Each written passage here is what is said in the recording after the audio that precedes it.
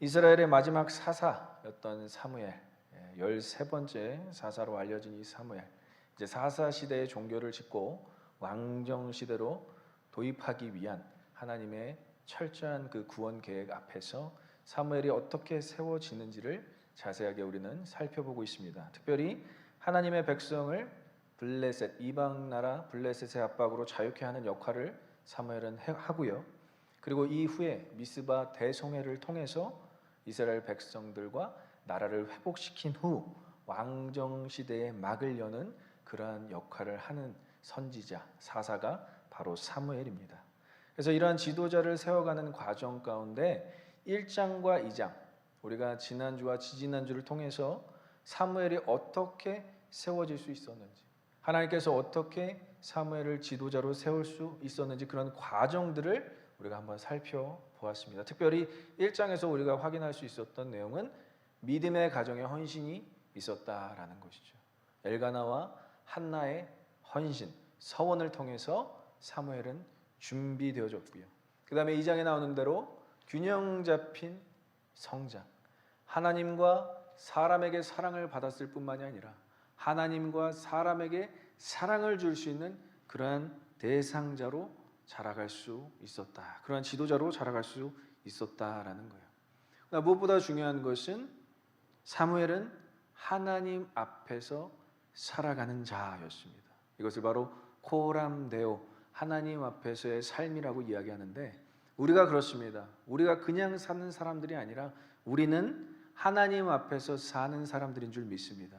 오늘도 우리가 예배하는 것은 하나님 앞에서 예배하는 것입니다. 믿으십니까? 그래서 우리가 하나님의 말씀에 아멘으로 화답할 수 있어야 되고요.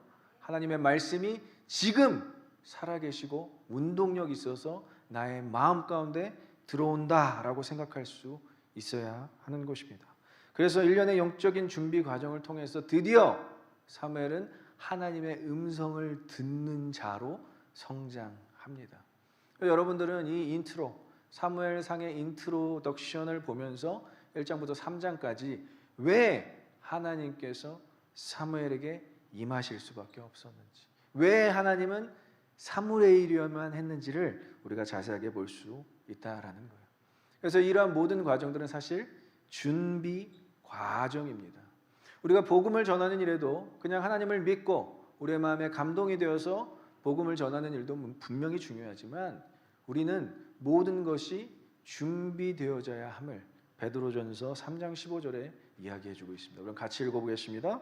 너희 마음에 그리스도를 주로 삼아 거룩하게 하고 너희 속에 있는 소망에 관한 이유를 묻는 자에게 대답할 것을 항상 준비하되 온유와 두려움으로 하고. 너희 마음에 그리스도를 주로 삼아, 이것은 믿는 자의 고백이에요. 이제 주님은 나의 하나님이십니다.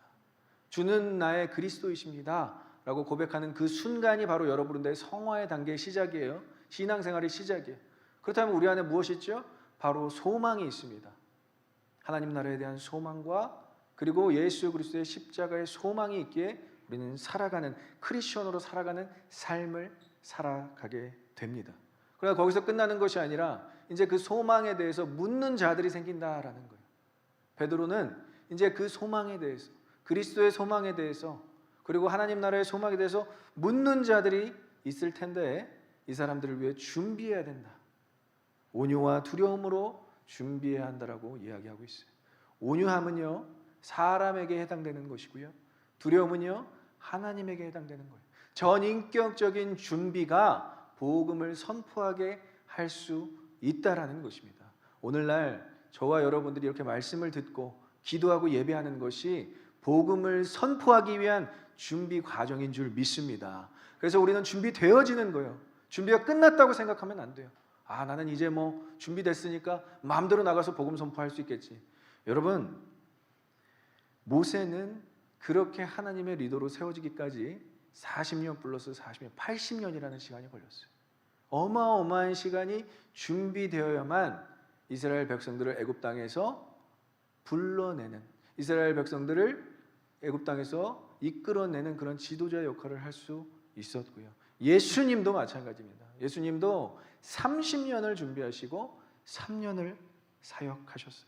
그래서 이러한 모든 준비 과정에 우리가 기쁨으로 화답하길 원하고, 이 준비 과정이 지루하고 고루하고 힘들고 어렵게만 느껴지는 것이 아니라 하나님께서 나를 준비시키시는구나, 그것에 감격하시는 저 여러분들의 시기를 간절히 소망하고 축복합니다.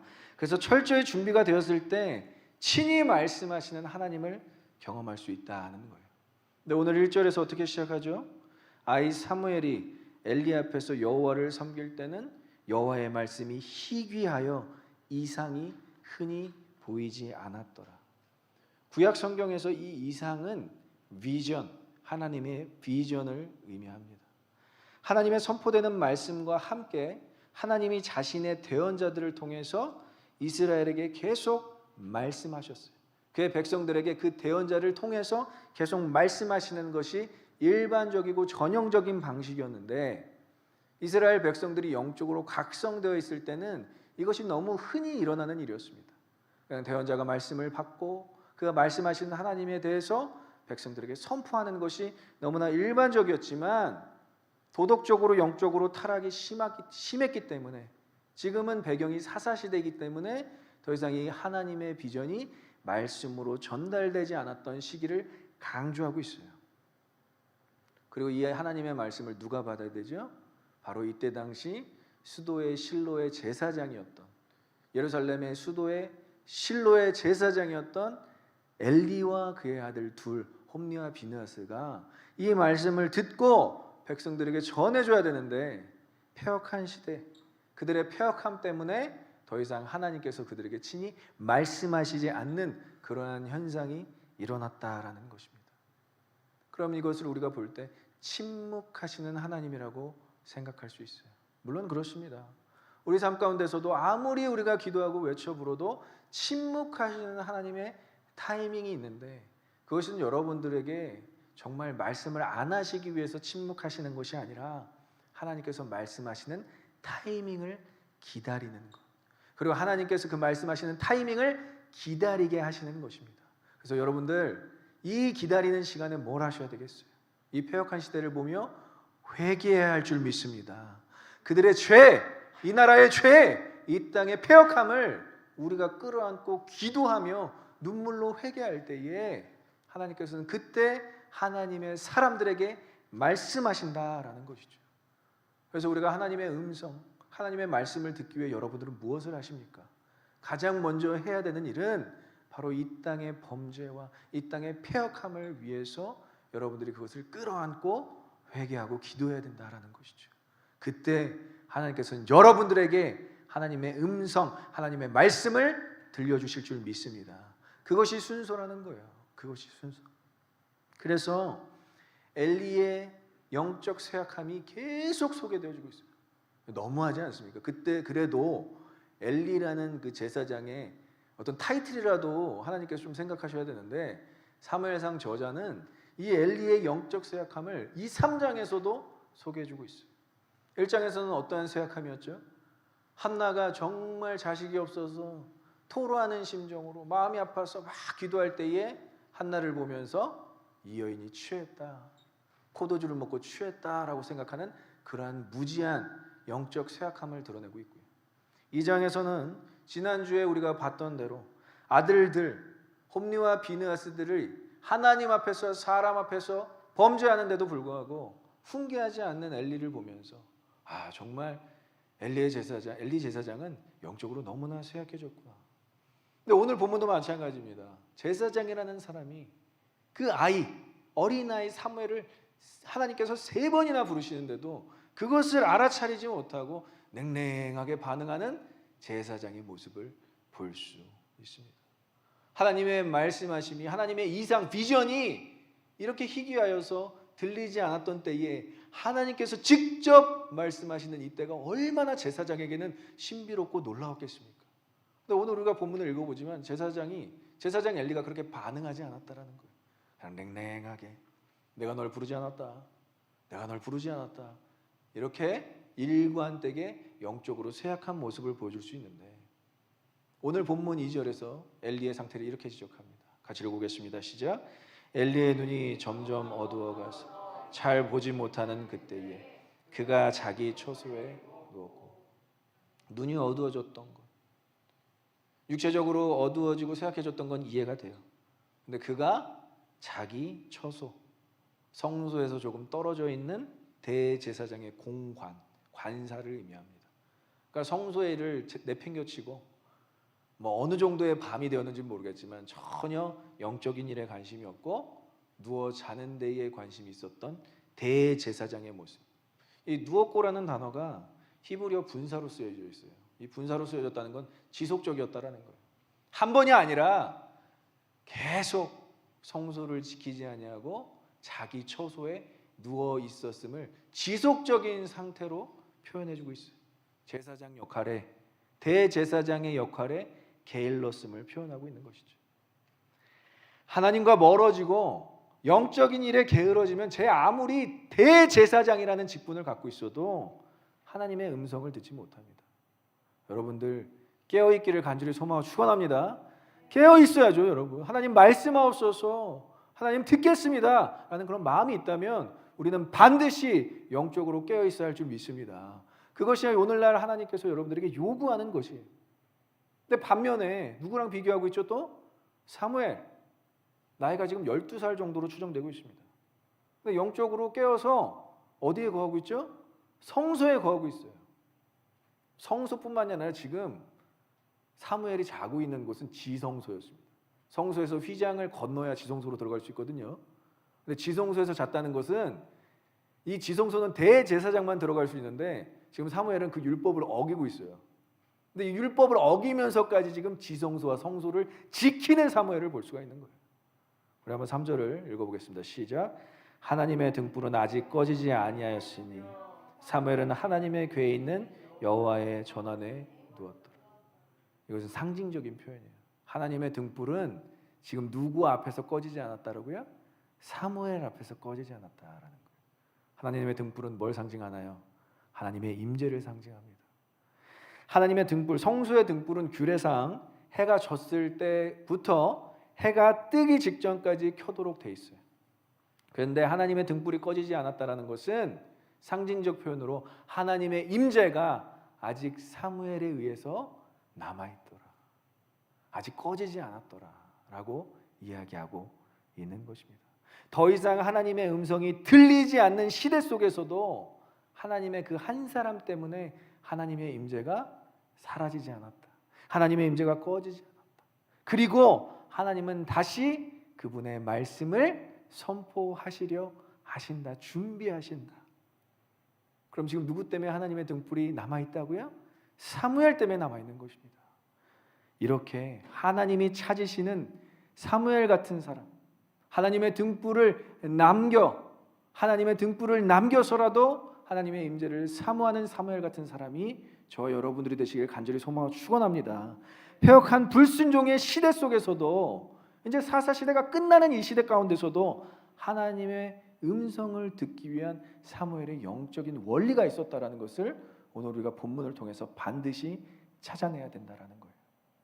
이렇게 하나님께서 왜 사무엘에게 말씀을 하시기 시작하셨는지 그 영적 원리를 함께 발견해 보도록 하겠습니다. 따라해 보겠습니다. 첫째, 언약궤와 하나님의 등불 앞에서 지낸 사무엘. 첫 번째 영적 원리는 하나님의 등불, 임재죠. 언약궤, 말씀이에요. 이 임재와 말씀 앞에서 사무엘이 지냈기 때문에 하나님께서 말씀하실 수밖에 없었다라는 거예요. 언약궤는 이스라엘 백성들의 구원의 상징이며 하나님의 말씀을 나타내는, 하나님의 말씀 자체를 나타내는 거룩한 상징물이었어요. 그래서 언약궤라고도 불리지만 증거궤라고도 불렀습니다. 그래서 이 언약궤 안에는 뭐가 있었냐면 만나가 있었고요, 아론의 지팡이가 있었고요, 그리고 십계명 돌판 2판이 있었습니다. 이것은 다 말씀을 상징하는 거예요. 만나, 매일 우리가 먹어야 되는 영의 양식을 상징하고 있고요, 아론의 지팡이, 너희가 순종해야 될 대상, 지도자, 장차올 예수 그리스도에 대한 권위를 상징하고 있고요.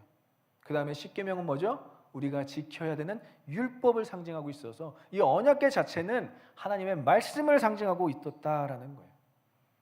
근데 대제사장만 들어갈 수 있는 그 지성소에서 언약궤 앞에서 지금 사무엘은 자고 있었다라고 이야기를 합니다.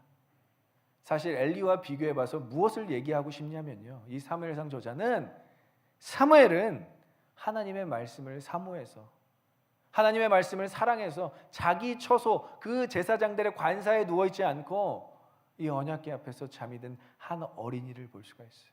하나님의 말씀이 너무 좋은 거예요. 그리고 하나님의 등불이 꺼지지 않았다, 이 표현은요 제사장 업무에 포함되어 있는 것입니다. 이때 당시는 제사장들이 돌아가면서 하나님 성막에 있는 그 하나님의 등불이 꺼지지 않도록 보초를 서야만 했어요. 근데 엘리는 자고 있다 쳐도, 늙어서 힘들어서 자고 있다 쳐도 지금 이 두 아들은 어디 있죠? 본문에 전혀 드러나지가 않고 있어요. 이 등불을 지켜야 되는데, 젊은 제사장들이 이 등불을 지켜야 되는데 전혀 드러나지가 않습니다. 코빼기도 보이지가 않아요. 근데 그 하나님의 등불을 누가 지키고 있었더라? 사무엘이 지키고 있는 모습입니다. 꺼지지 않도록 구벅구벅 졸면서 좀 누웠다가 다시 일어나서 그 등불이 켜 있는지 안 켜 있는지, 그 어린 나이에 제사장도 아닌 것이 그렇게 하나님의 등불을 지키고 있었음을 이야기하고 있는 거예요. 그래서 엘리와 대조해서 자기 처소에, 자기 관사에, 성소랑 조금 떨어져 있는 그 자기 관사에서 누워있는 엘리와 대조해서 하나님의 등불과 언약궤 앞에서 잠든 어린이를 표현하면서 엘리보다 훨씬 영적으로 준비되어 있는 사무엘을 보여주고 있는 것입니다. 오늘날 우리는 어떻습니까? 오늘 이 예배 가운데 하나님의 임재를 경험하실 수 있으십니까? 이 임재를 경험하셨다면 여러분들 이제 앞으로 삶은 어떻게 살아야죠? 하나님의 말씀으로 살아내는 것입니다. 믿으십니까? 그래서 말씀을 사랑하는 것은 당연한 반응이에요. 하나님의 임재를 오늘 경험했으면 말씀으로 살아내야죠. 어떻게 이 땅에서 우리가 아무런 묵상 없이 살 수 있겠습니까? 그래서 하나님의 음성을 듣기 위해서 언약궤 하나님의 말씀을 사모하고 읽어야 함을 오늘 사무엘을 통해서 보여주고 있어요. 하나님의 임재를 경험했습니다. 그것을 지속할 수 있는 힘은 뭐라고요? 하나님의 말씀을 묵상해야 할 줄 믿습니다. 그래서 큐티와 말씀 묵상을 통해서 성령 충만을 지속하는 거예요, 여러분. 너무나 감사하지 않습니까, 여러분? 우리가 말씀을 묵상하지 않으려 해도 우리 채팅방에 매일 말씀을 묵상시키는 한 자매가 있잖아요. 고맙지 않습니까? 막 핸드폰으로 쓸데기 없는 거 보다가 아침에 떡도 오우, 제 얘기가 아니라 여러분들 그렇게라도 말씀을 묵상해야 할 줄 믿습니다. 그렇게 우리가 스스로가 말씀을 묵상하기 어려우면 같이 묵상하자, 이렇게 열심으로 권면할 수 있어야 된다는 거예요. 그래서 에베소서 성경 공부 중에 참 저도 은혜가 되는 부분이 있었어요. 성령 충만은 샘솟듯, 예수님께서 사마리아 여인에게 말씀하셨던 것처럼 샘솟듯 강하고 부어지고 정말 우리가 거부할 수 없을 정도로의 성령 충만이 임하면요, 거기서 끝나는 것이 아닙니다. 배에서 나오는 생수의 강도 필요한 거예요. 예수님은 두 가지로 말씀하셨어요. 성령 충만에 대해서 강하고 부어지는 임팩트 있는 성령 충만도 중요하지만 지속되고 우리의 삶을 유지시킬 수 있는 생명의 강처럼 성령 충만은 우리에게 지속성으로 다가온다. 그러니까 단발적인 은혜 너무 중요하죠, 여러분. 예배 때 그렇게 성령 충만을 경험해야 할 줄 믿습니다. 그러나 그것을 유지시켜주는 것, 그것을 지속시켜주는 것은 말씀밖에 없어요, 여러분. 그래서 매일 묵상하시고요, 매일 하나님을 경험하시길 간절히 소망하고 축원합니다. 자, 두 번째 영적 원리 따라해 볼게요. 자신을 부르는 음성에 즉각 반응한 사무엘. 예, 둘째 영적 원리입니다. 우리 4절과 5절을 함께 읽어보겠습니다.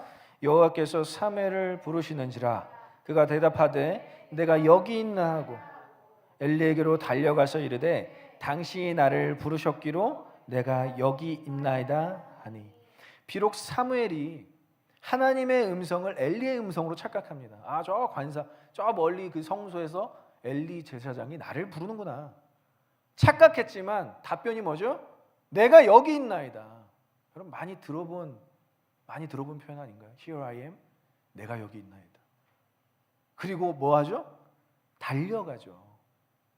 답변 후 그냥 저 여기 있어요, 거기서 말씀하세요, 이게 아니라 달려갑니다. 누구한테? 엘리한테 달려가는 거예요. 습관적으로 달려갑니다. 잠자던 중에 자고 있어서 누워있던 중에 엘리가 부르는 소리를 듣고 달려간 사무엘을 보면서 우리가 뭘 볼 수 있죠? 사무엘의 성실함을 볼 수 있는 거예요, 여러분. 하나님의 말씀에 즉각 반응할 수 있는, 사람의 말에 즉각 반응할 수도 있지만 하나님의 말씀에 즉각 반응할 수도 있는 사무엘의 성실함을 보여주고 있어요. 달려갔다라는 건 야라치라는 표현인데 엄청 빨리 달려갔다라는 것을 의미하고 있어요. 첫 번째만 이렇게 달려가고 두 번째, 세 번째는 걸어갔다라고 표현이 돼 있어요. 원어에는 약간 의심스러운 거죠. 엘리의 목소리가 아닌가? 그렇지만 첫 번째 반응은 내가 여기 있습니다 하고 달려갔다라는 거예요. 즉각 반응한 사무엘도 우리가 눈여겨봐야 하지만 하나님 여기서 3번을 부르세요. 그럼 우리가 뭘 발견할 수 있죠?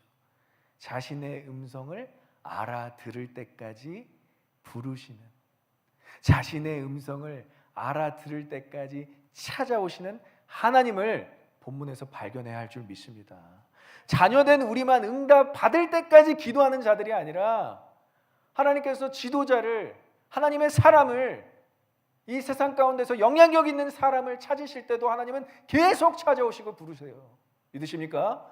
오늘 저와 여러분들을 찾아오셔서 오늘 이 예배 가운데 나와 있는 것입니다. 하나님도 우리가 그분의 음성을 듣고 나올 때까지 계속 부르시는 거예요. 계속.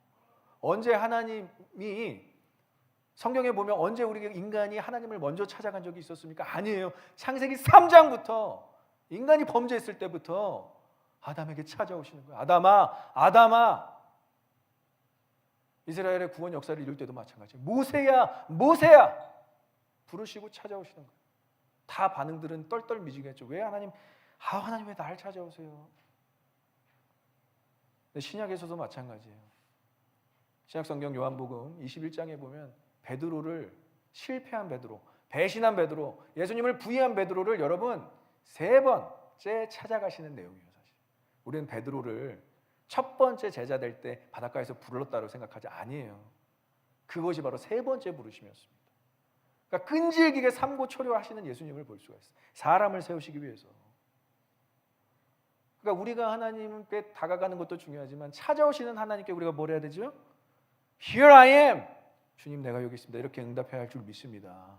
이사야가 유일하게, 선지자 중에 유일하게 이렇게 대답했던 사람이에요. 이사야서 6장 3절 함께 읽어보도록 하겠습니다. 시작. 내가 또 주의 목소리를 들으니 주께서 이르시되 내가 누구를 보내며 누가 우리를 위하여 갈고 하시니 그때 내가 이르되 내가 여기 있나이다 나를 보내소서 하였더니. 믿으십니까? 이사야서 유일하게 아모스, 예레미야 다 이렇게 대답하지 않았어요. 지금 예수님 하나님께 음성을 듣는 장면을 보시면 이사야를 뭐 어디로 보내겠다, 내가 너를 선지자로 다시 쓰겠다, 아니면 내가 너로 엄청난 일을 하겠다라고 이야기하지 않고 내가 누구를 보내며 누가 우리를 위하여 갈고, 의문문이에요. 도무지 내가 누구를 세워야 될지 모르겠다. 하나님의 근심, 하나님의 염려를 듣자마자 이 말이 끝나기도 전에 Here I am, send me. 딱 2마디 하는 이사야를 볼 수가 있어요. 즉각 반응하는 거예요. 여러분, 하나님 계속 찾아오게 하시지 마시고 찾아오신 하나님을 만났다면 응답하시고 반응하시고 하나님께 나아가시길 간절히 소망하고 축원합니다. 그것이 하나님께서 우리에게 원하시는 거예요. 누가 나를 위해 갈고 하나님의 마음을 시원하게 해줄 수 있는 사람, 그 사람이 저와 여러분 되시길 간절히 소망하고 축원합니다. 마지막으로 셋째, 하나님의 음성에 순종한 사무엘. 세 번째 영적 원리는 하나님의 음성에 순종했다. 두 번째는 반응이에요. 즉각 반응한 거예요. 기다리지 않고. 그러나 하나님의 음성에 순종까지 가는 것이 우리가 하나님의 음성을 들었다라고 이야기할 수 있습니다. 우리 8절 B부터 9절 A까지 한번 같이 읽어보겠습니다. 시작. 엘리가 여호와께서 이 아이를 부르신 줄을 깨닫고 엘리가 사무엘에게 이르되 가서 누웠다가 그가 너를 부르시거든 내가 말하기를 여호와여 말씀하옵소서 주의 종이 듣겠나이다 하라. 아멘. 엘리가 뒤늦게 자각을 했어요. 이 음성은 하나님이시다. 그럼 그 자리를 박차고 일어나서 야, 이게 얼마만이냐, 오, 하나님께서 아직도 말씀하시네 하고 사무엘하고 같이 들어야죠. 그런데 사무엘에게만 말씀하신가 보다 하고 뭐라고 얘기하죠? 그래도 전형적인 제사장의 제의적 표현을 가르쳐 줍니다. 말씀하옵소서 주의 종이 듣겠나이다. 이 표현은 제사장 표현이에요. 선지자 표현이에요. 아무나 이 얘기를 할 수가 없었어요. 그리고 이 이야기를 한과 동시에, 이 답변을 한과 동시에 이제 사무엘은 완전히 직분이 바뀌게 됩니다. 지금 제사장이 아니거든요. 어린 꼬마예요. 나시린으로 그냥 바쳐진, 성소에 바쳐진 어린아이인데 이 대답을 하면요, 제사장적 선지자적 사명을 본인이 감당하겠다고 서원하는 거예요. 하나님 앞에서. 그러니까 엄청난 표현인 거예요. 아무나 할 수 있는 표현이 아니에요. 근데 엘리는 귀찮으니까 하나님이 말씀하시면 주여 주의 종이 듣겠나이다, 이렇게 가르친다라는 거예요. 본인이 가서 직접 사무엘과 같이 오 하나님, 이 패역한 시대에도 말씀해 주셔서 감사합니다, 이러는 것이 아니라. 근데 이런 대충 가르침을 받고도 사무엘은 하나님께서 찾으시고 부르시니까 말씀하옵소서 주의 종이 듣겠나이다 하고 순종의 자리까지 가는 거예요. 그래서 사무엘 이름 여러분 꼭 기억하세요. 쉐무, 듣다, 엘, 하나님. 그러니까 사무엘이 제일 잘한 것은 뭐라고요? 하나님의 음성을 들은 거예요. 믿으십니까? 우리가 이 땅에서 제일 잘한 일이 뭐라고요? 하나님의 음성을 듣는 것인 줄 믿습니다. 하나님은 자신을 부시고 말씀하시는 분이세요. 그것을 알았어요. 그러면 그분을 나의 주인의 위치에 올려놓고 자신은 종의 자리로 가서 주의 종이 듣겠습니다, 말씀하옵소서. 이렇게 사무엘은 선지자의, 제사장의 직분을 시작했다라는 거예요. 그래서 듣는 일과 순종이 함께 가야 한다라는 것을 이 어린 나이에 12살에 이 놀라운 비결을 알았어요. 12살이면 여러분들 12살을 한번 생각해 보십시오. 조금 청소년이 된다고 해도 요즘 한국의 중2병이라고 하나요? 중학교 2학년이 제일 무섭다고. 북한 김정은이 우리나라를 침투하지 못하는 이유가 중학교 2학년들 때문이라고 그런 얘기를 하는데, 여러분 얼마나 철딱서니가 없습니까? 여러분 중학교 2학년 때 아무리 철이 있으면 이렇게 하셨겠습니까? 근데 이제 어머니 아버지가 나를 실로에 바쳤기 때문에 내가 여기 있는 사람이 아니라 내가 선지자고 내가 제사장이고 내가 주의 종입니다 라고 선포하는 내용이 말씀하옵소서 주의 종이 듣겠습니다. 저는 저와 여러분들이 이 자리까지, 이 순종의 자리까지 가시기를 간절히 소망하고 축원합니다. 이왕 예수 믿고 하나님 믿는 거 주의 종으로 사시기를 간절히 소망하고 축복합니다.